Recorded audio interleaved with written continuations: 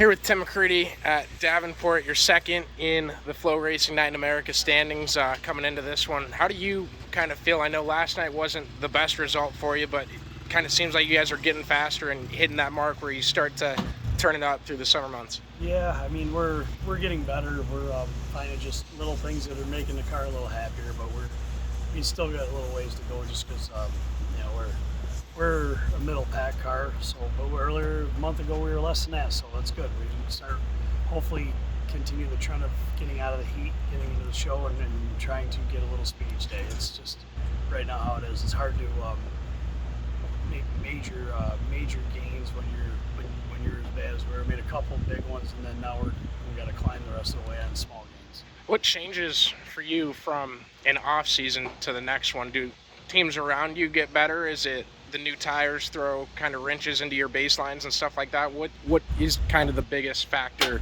in starting the year off and not getting off to a solid start?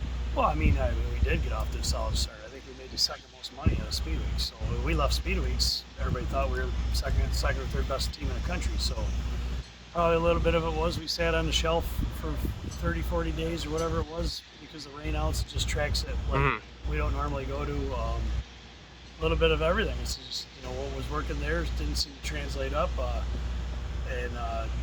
Sometimes the problems you have, you don't see them until it's too late and you're out here on the road. And right now, like I think me, JD, a few of us that we've had so many good years in a row that you're not really trying to go out and redesign the world, and obviously the other teams that are struggling. So, and then we just got to put our noses to the grindstone. Like right now we need to race a little bit like we're doing to figure out maybe what our main issue is, and then we'll go back to the shop and try to build something that can gain some real speed, so it's kind of where we're at. And I phrased that poorly, but like with guys like you and JD, anything that's not winning races almost feels like, that's not where they're supposed to be. Well, of how it's cool. Is. We got expectations, and we're expected to run well.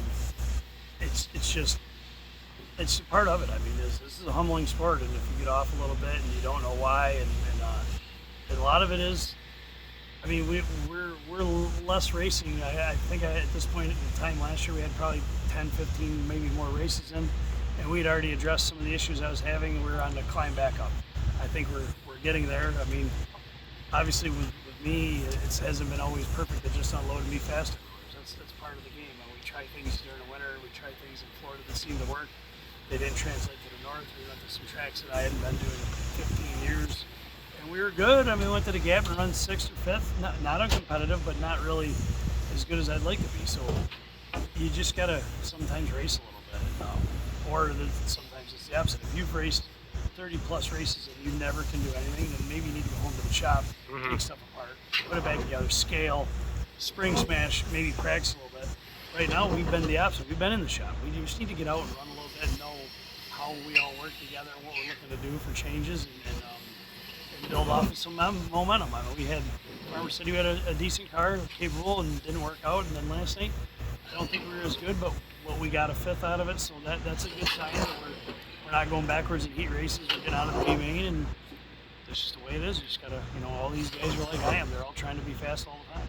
I know, talking to you at Knoxville last year, you're a guy that is going to put his neck out when there's rule changes and stuff that you don't like. What do you think of the banning of the stick signals at Eldora that came out today? I didn't even see it. I hardly ever see my stick guy usually. It is what it is. I mean, I don't know what it does. I mean, we got a guy that's 6'6", so I'm sure if he wants to be seen, he can be seen. It's been part of racing for forever. All them people that say they don't like it do it. Them sprint car guys do it. They're just saying stuff because the focus isn't on them. Must be for a while. Like this division has gotten so big. This division right here is what NASCAR is for dirt. Like, not to offend anybody that does a different division, but there'll be 40. Say there's 40 teams in the pit area tonight. 38 of them have the same budget. The budget's probably almost unlimited. And you're talking about super late models in general across every tour. It's the NASCAR of dirt racing. This is the toughest division in dirt racing, period. And that's just the way it is. And, you can like it or lump it, but that's just the way it is. So last thing, and no disrespect to the answer, if it were up to you, would you get rid of the rule? Or? Like I said, a lot of times the way I sit in my car, I don't always see my guys. The only time I would ever use a hand signal guy really is like But the way I race, I don't ever race to protect. I always race to try to pass. So you get out in the lead, you're cruising along. I mean, I've been racing long enough. Like, we can. What do you want to do? You know, we should probably ban photographers too, because the minute you're leading a race for 20 laps, and all of a sudden a guy's taking a picture of you all the way around the track, you pretty much have a good idea that the guy's coming in a different lane that's going to pass you. So you move up anyways. But where does it stop? You know, it's okay to have video boards so we can watch the video, but it's not okay for a crew guy to help you out. It is what it is. It's just part of life. You know what I mean? I don't really have time to worry about that. My most important thing about racing is, how do we make more money? Like, if you want Eldora to do something, we told them 10 years ago, man, do something, get us more money. Okay. So let's worry about how to make every team in this area more money, and the drivers more money, and the crew guys more money. Because at the end of the day, that's the most important thing going. Is this flow racing tour like this? Does that help aid in that a little bit? No, I mean, it's gotten better. It's gotten a lot better than what it was when it started, and that's why we're out here. But honestly, $3,500 for $20,000 to win race for fifth, it's okay. I mean, when we ran the XR races last year, it was $3,000 for a $20,000 to win race for 10th. I don't know if that's feasible. Like, I'm not going to get into the whole how much money people make. I'm not going to get in and jump on people that, like a Michael Rigsby, that took a company that was absolutely nothing and be mad that he made it into what it was and then sold it. I mean, man, that's what America's all about. So I'm not mad at any of that. I don't know what the numbers really are. I just know that when the other guy does that and they're there, other sanctioning bodies are here, there's got to be a happy median. And as the price of everything's gone up, it's probably $50 to get in the pits tonight. You just got to wonder where it's all going and how do we make it. We need the fans, but you got to have the teams too. Like, you gotta have the teams. So I raced.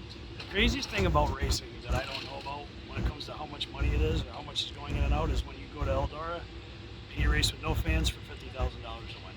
It's very strange. We did it twice, and so I don't know. I mean, it just makes me think, what's going on? But at the end of the day, I would be willing as a driver, even though I win big races, to take less up top and get paid more down the road. Because if you race 100 times, you don't win 100 races. So if you told me we were going to race for $20,000 to win, $5,000 for 10th, $2,000 to start, because you're not going to have a 50 or 100, I'd be 100% committed to that. Because then a lot more teams are going to be financially set and happy, and you're going to see teams prosper and keep running. You know, sooner or later, this is all an anomaly right now because we had 50 days of rainouts. You know, if this was normal, we'd be down to 25 cars. Okay, so we pick it and choose it again. Awesome. You guys can get Tim, number 39, tonight live on Flow Racing.